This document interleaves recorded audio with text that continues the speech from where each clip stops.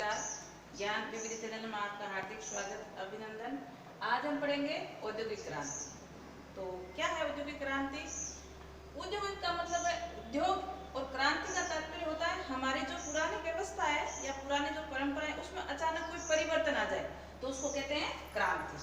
तो औद्योगिक क्रांति मतलब उद्योगों के अंदर आया अचानक कोई परिवर्तन, क्या कहलाया? औद्योगिक क्रांति। ये औद्योगिक क्रांति की पहले मैं आपको परिभाषा बताती हूँ। तात्पर्य क्या होता है? औद्योगिक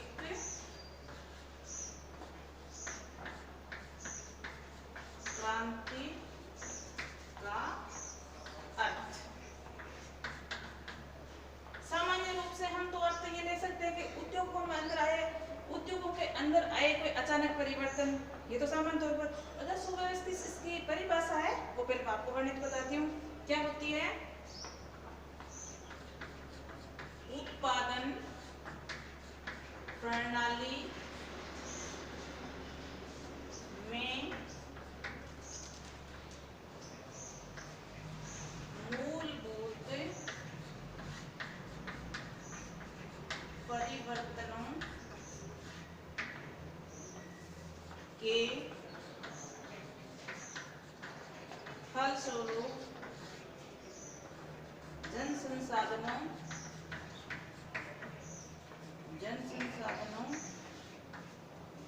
के अपने परंपरागत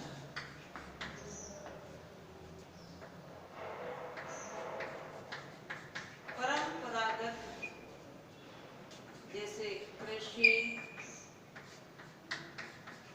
व्यापार, घरेलू उद्योग धंधे,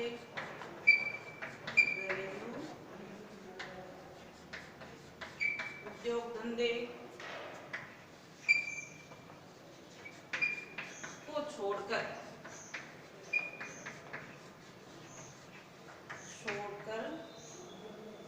नए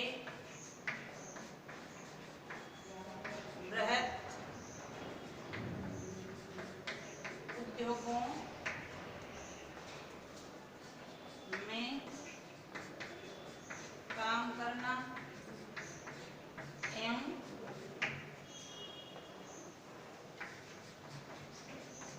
यातायात के नवीन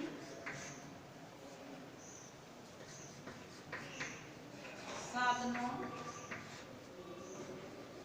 का प्रयोग करने का अवसर प्राप्त होना। ये है औद्योगिक क्रांति की व्यवस्थित परिभाषा। उत्पादन प्रणाली में जो पहले उत्पादन प्रणाली थी उसमें कुछ परिवर्तन हुआ, मूलभूत परिवर्तन हुआ, जिसमें जन संसाधन के परंपरागत जैसे हम पहले कृषि करते थे, व्यापार करते थे, छोटे घरेलू उद्योग धंधे करते थे, उनको छोड़कर नए बृहत उद्योग धंधों में काम करने का मौका मिला और यातायात के नवीन साधनों का प्रयोग किया गया। तो ये क्या हो गई? औद्योगिक क्रांति की परिभाषा। व्यवस्थित परिभाषा यही औद्योगिक क्रांति की। जब आ जाए तो आपको यही लिखनी है, ठीक है? तो औद्योगिक हम जो पहले घरों में छोटे रूप पर या घर के सदस्यों के साथ कार्य करते थे उनके जगह बड़े बड़े कारखाने आ गए। हम हाथों से काम करते थे उसकी जगह क्या आ गई? मशीनीकरण आ गया मशीनों से, जिसमें मेहनत भी कम लगती थी, समय भी कम लगता था और उत्पादन अधिक होने लगा। और यातायात के नवीन साधन आ गए जिससे हम कच्चे माल को एक स्थान से दूसरे स्थान पर ले जा सकते हैं और बना हुआ माल हम आसानी से जल्दी कम समय में उसको निर्यात भी कर सकते थे। तो ये औद्योगिक क्रांति हुई थी। अब इस औद्योगिक क्रांति आने से क्या परिवर्तन हुए? कुछ परिवर्तन हुए, उनको मैं वर्णित करती हूँ। तो औद्योगिक क्रांति से होने वाले परिवर्तन,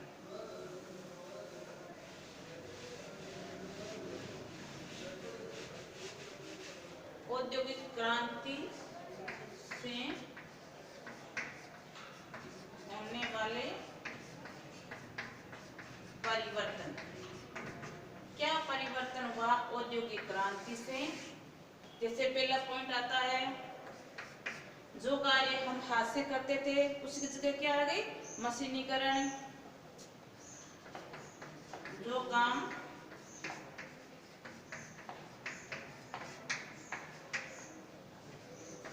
हाथों से होता था वे कार्य मशीनों द्वारा होने लगा।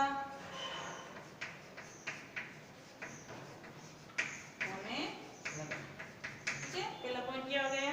जो कार्य हम हाथों से करते थे वो काम अब किसके द्वारा हो गया? मशीनों के द्वारा। दूसरा पॉइंट आता है, इस्पात की मांग बढ़ी, जिससे नए नए इस्पात के कल कारखाने खोले गए। इस्पात की मांग बढ़ी, जिससे इस्पात के कई कारखाने खोले गए। ठीक है, इस्पात की मांग के कारण कई इस्पात के नए नए कारखाने खुल गए। और तीसरी बात, मशीनीकरण आने के कारण कृषि में जो छोटे पैमाने पर कृषि होती थी वो बड़े पैमाने पर होने लगी, क्योंकि उसमें समय भी कम लगता था और ज्यादा मजदूरों की भी आवश्यकता नहीं पड़ती थी। तो मशीनों के आने से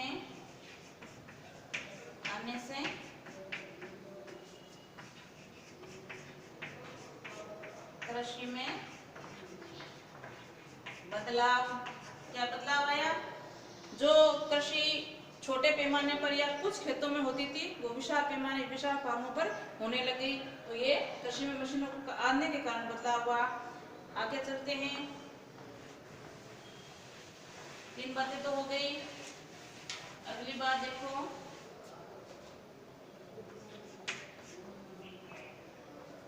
सबसे पहले मशीनों का आ गया, इस्पात का आ गया, ये हो गया। और अब क्या है? तीसरी बात, पूंजी की उपलब्धता, या हम ये बोल सकते हैं कि आर्थिक व्यापार है वो मजबूत हुआ, क्योंकि ये सारी चीजें होने के कारण बैंकिंग पद्धति की अच्छी व्यवस्था हो गई। तो कुछ पढ़ने से बैंकिंग वाले तो बैंकिंग पद्धति का विकास, किसान के पास ज्यादा बड़े फार्मों में करने का आय ज्यादा बढ़ी, और आय को संचित करने के लिए या अधिक आय की पैसों की आवश्यकता, उसके लिए लोन के लिए किसकी आवश्यकता पड़ी? बैंकिंग की। जो बैंकिंग पद्धति उसका विकास हुआ। और अगला हम बात कर सकते हैं,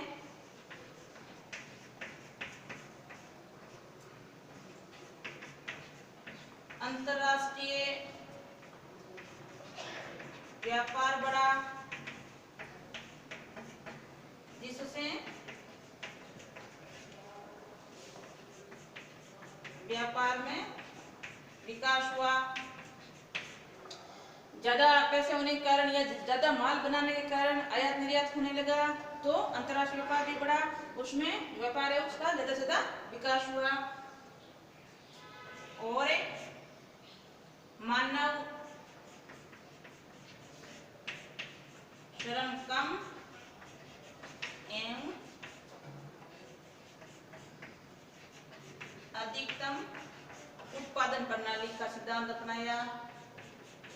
उत्पादन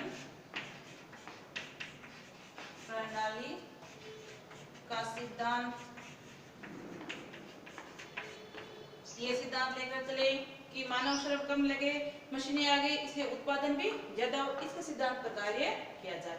तो औद्योगिक क्रांति से कुछ ऐसे परिवर्तन हुए, जैसे मशीनों, हाथों का मशीनों से होने लगा, इस्पात मांग बढ़ गई, इस्पात के नए नए कारखाने खोल दिए गए, फिर छोटे खेतों में कार्य होता था मशीनों का, बड़े बड़े फार्मों में कार्य होने लगा, जिससे किसान की आय बढ़ी, जिससे बैंकिंग का विकास हुआ।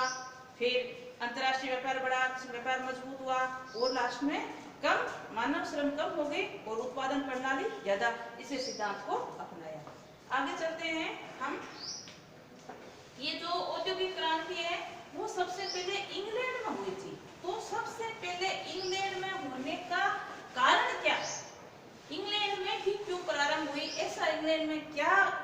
थी या ऐसा क्या थे जिसके कारण पूरे यूरोप को छोड़कर, यूरोप में इतना बड़ा विशाल आबादी पे उसको छोड़कर केवल उसी में इंग्लैंड है, इंग्लैंड के साथ ही ऐसा क्यों हुआ, या इंग्लैंड में सबसे पहले औद्योगिक क्रांति क्यों प्रारंभ हुई। तो देखते हैं इसके कारण। इंग्लैंड में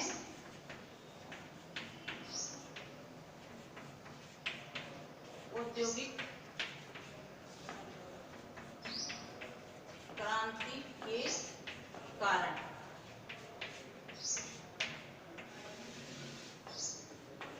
पहला कारण आता है इंग्लैंड का विस्तृत औपनिवेशिक साम्राज्य। इंग्लैंड का विस्तृत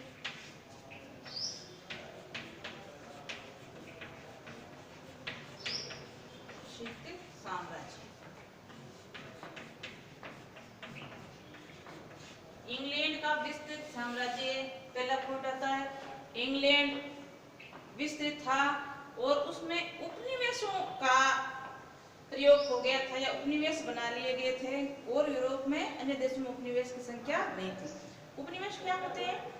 कोई शक्तिशाली राष्ट्र कमजोर राष्ट्र पर अपनी कुछ संस्था बनाकर वहाँ अपना व्यापार वगैरह बढ़ाए और वहाँ से धन लेकर अपने देश में प्राप्त कर ले या अपने देश को ले आए। तो यूरोप में और जगह की बजाय इंग्लैंड में सबसे ज्यादा उपनिवेश स्थापित हो गए थे।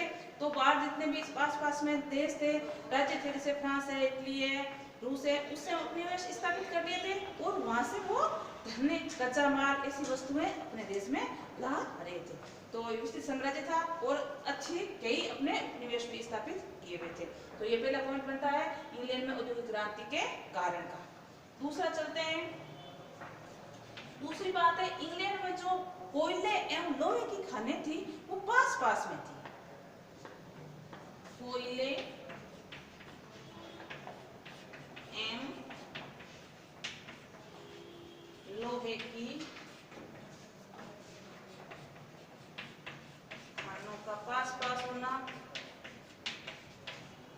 दूसरा पॉइंट ये बनता है किसी भी औद्योगिक क्रांति को विकास करने के लिए कच्चे माल की आवश्यकता होती है, जैसे कोयला है, लोहा है। तो ये सबसे अच्छी बात किसकी थी? इंग्लैंड की, कि इसकी जो खानें थी कोयले और लोहे के पास पास में थी, जिससे यातायात में आने वाला खर्च को बचाया जा सके, समय भी कम लगता था। और देशों में था वो खानें क्या थी? दूर दूर थी, जिससे यातायात में ज्यादा समय लगता और पैसा भी ज्यादा, तो उस वस्तु की रेट भी दुगनी हो जाती थी। तो ये दूसरा इसका कारण बनता है इंग्लैंड में औद्योगिक क्रांति प्रारंभ होने का, कि कोयले और लोहे की खानों का पास पास होना। अगला पॉइंट, उत्पादन के अनुरूप, उपभोग के अनुरूप उत्पादन, उपभोग के अनुरूप उत्पादन।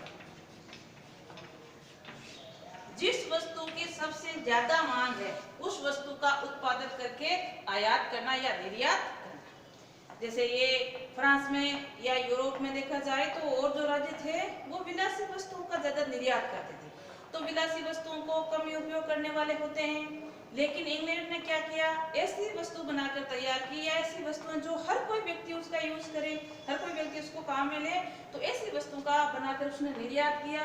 और दूसरी बात क्या हुई? इसकी जो खाने पास पास में थी, जिसके कारण उस वस्तु की कीमत भी और वस्तु की बजाय कम थी। तो ये तीसरा पॉइंट बन गया कि उपभोग के अनुरूप उत्पादन किया और उत्पादन की रेट भी कम थी, कीमत भी कम थी, जिसके कारण जनता ने इंग्लैंड द्वारा निर्मित की वस्तुओं का ज्यादा से ज्यादा उपयोग लेने लगे, जिससे इंग्लैंड का व्यापार और ज्यादा मजबूत हो गया। अगला पॉइंट देखते हैं। अगला पॉइंट है अर्धकुशल, कुशल कारीगरों की उपलब्धता है।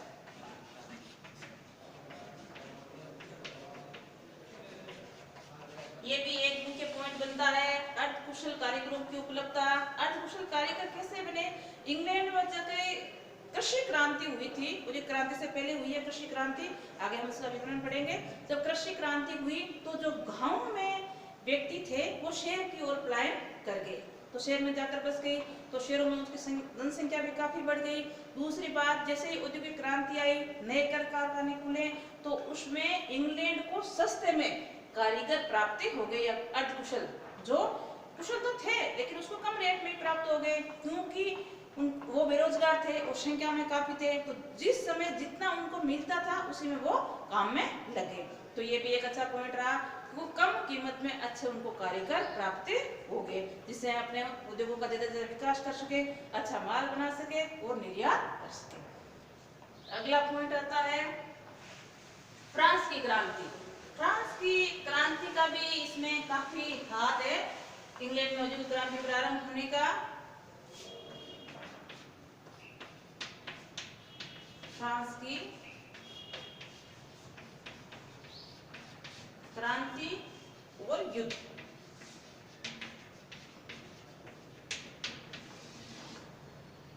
सत्रह सौ उन्नबे ईस्वी में फ्रांस में क्रांति हुई, जिससे क्रांति के बाद नेपोलियन आया, बोनापार्ट। तो नेपोलियन बोनापार्ट जब आया था तब उसने कई इस प्रकार के बदलाव भी किए थे, तो उस समय फ्रांस की जो स्थिति थी वो कमजोर हो गई थी।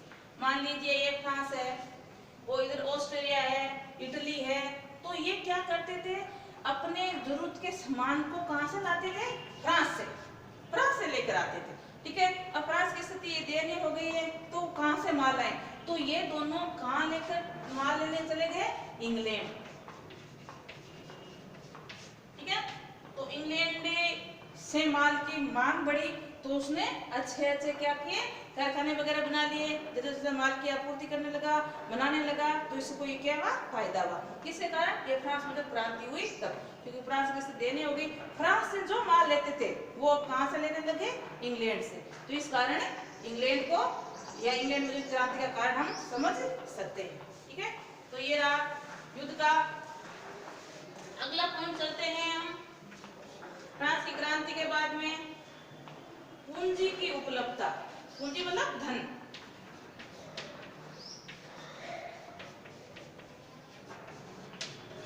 इंग्लैंड में अधिक मात्रा में धन था, और किसी भी उद्योग या कल कारखानों को बढ़ाने के लिए सबसे पहले किसकी आवश्यकता होती है, धन और कच्चे माल की, दोनों ही प्रचुर मात्रा में इंग्लैंड के पास थे, जिससे उसको कोई प्रकार की दिक्कत नहीं धन संबंधी। और अगर आप किसानों को लोन वगैरह चाहिए कुछ कार्य करने के लिए, तो वो भी उपलब्ध करा देता था। तो ये पूंजी की उपलब्धता भी एक अच्छा इसका पॉइंट था, जिससे सबसे पहले इंग्लैंड में औद्योगिक क्रांति प्रारंभ। अगला कारण, इंग्लैंड के अनुकूल भौगोलिक स्थिति।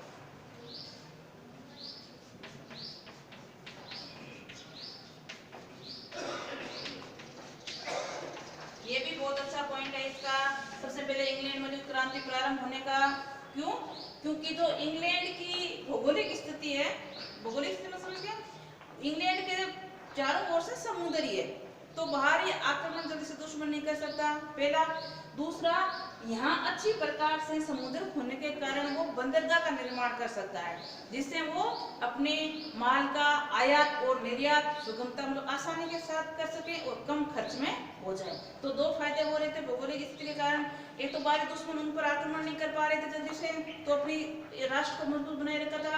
दूसरा पॉइंट क्या था, समुद्र के पास होने के कारण या उसकी व्यवस्था बहुत अच्छी थी, तो बंदरगाह बनाने की आवश्यकता नहीं पड़ी। बंदरगाह क्या, तट को काट कर बनाना पड़ता है, तो ये भी नहीं, समतल स्थिति थी, तो वहाँ आसानी से बंदरगाह स्थापित हो गए, और बंदरगाह स्थापित होने के कारण जो व्यापार था वो और ज्यादा बढ़ गया, आयात आसानी से हो रहा था, निर्यात आसानी से हो रहा था, कम खर्च में हो रहा था। तो ये सबसे अच्छा पॉइंट रहा भौगोलिक स्थिति जो इंग्लैंड की थी।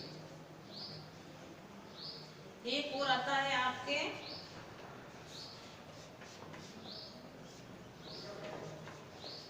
वैज्ञानिक आविष्कारों को प्रोत्साहन, कानून को प्रोत्साहन, और कृषि क्रांति पहले हो गई थी और उसके बाद औद्योगिक क्रांति, उसके बाद वहाँ अच्छे अच्छे वैज्ञानिकों ने नए नए आविष्कार किए, कृषि पर, वस्त्र पर, उद्योग पर, संचार पर, सब में। तो उसको संरक्षण किसने दिया? इंग्लैंड ने। वैज्ञानिकों को सबसे ज्यादा संरक्षण इंग्लैंड दिया, जिससे वो अच्छे अच्छे नए नए तकनीक के यंत्र लाने लगे कारखानों के तहत। वह किसी कृषि के तहत करना हो, चाहे वस्त्र के तहत हो, चाहे संचार के तहत हो, तो नए नए विधि और नए नए प्रयोग होने लगा। तो ये भी औद्योगिक क्रांति सबसे पहले इंग्लैंड में प्रारंभ होने का मुख्य कारण है, क्योंकि वहाँ अच्छे वैज्ञानिक थे और वैज्ञानिकों ने अपने सूझबूझ के कारण अच्छे अच्छे आविष्कार किए, जिसमें सभी से क्रांति होने लगी थी। तो ये सबसे पहले इंग्लैंड में प्रारंभ होने के मुख्य कुछ पॉइंट थे जो हमने देखे, उसका वर्णन भी पढ़ा। आज के लिए इतना ही। नमस्कार।